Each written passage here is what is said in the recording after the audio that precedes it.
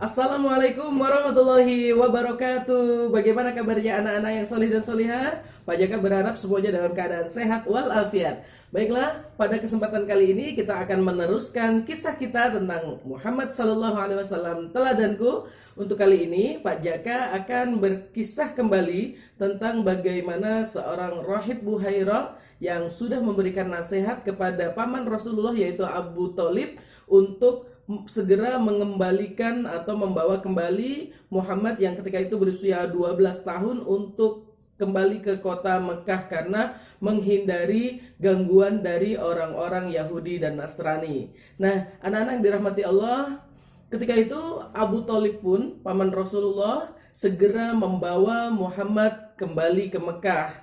Jadi selesai berdagang segera dibawa kembali ke kota Mekah untuk menghindari gangguan dari orang-orang Yahudi dan Nasrani. Nah, anak-anakku yang dirahmati Allah, benar saja firasat yang didapatkan oleh seorang rahib Buhairah bahwasanya apabila Muhammad terlalu lama ikut pamannya ke kota lain, maka akan sangat membahayakan Nabi Muhammad.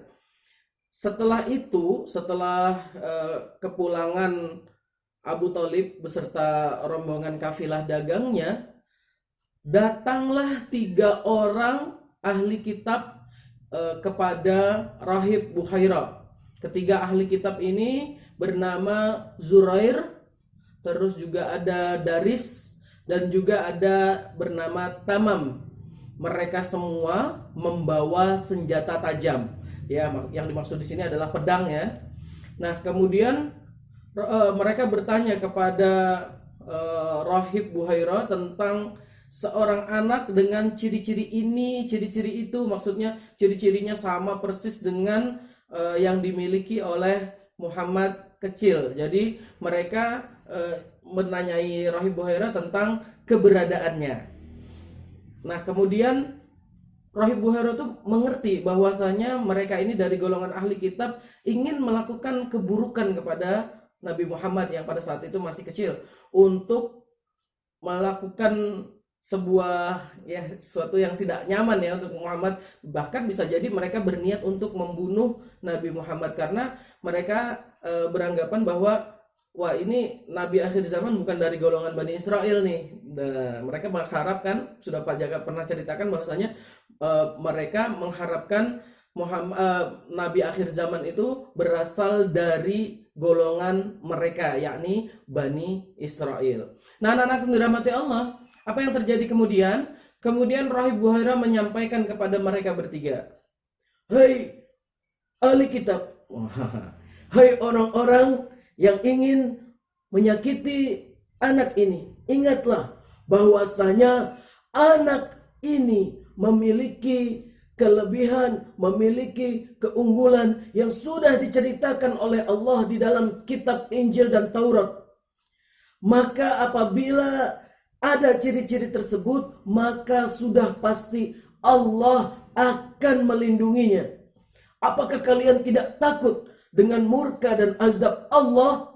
Apakah kalian takut? Apakah kalian tidak takut dengan azab yang akan ditimpakan oleh Allah kepada orang-orang yang ingin menyakiti orang pilihan Allah?" Nah, mendengar itu, ketiga orang ini, yakni Zurair, Daris, dan Tamam dari golongan ahli kitab, mereka semua merasa ketakutan. Dan akhirnya mereka pun meninggalkan rahib Buhairah dengan tanpa hasil. Nah, anak-anak dirahmati Allah, itulah cara Allah melindungi Nabi Muhammad, yaitu dengan orang-orang salih atau dengan makhluk-makhluk lain. Buktinya apa? Ketika Nabi Muhammad SAW sudah menjadi nabi, beliau pernah bercerita bahwasanya beliau ini sangat dijaga oleh Allah, dijaga kesuciannya, dijaga kemurniannya, dijaga keikhlasannya, dan juga dijaga akhlaknya oleh Allah. Contohnya apa?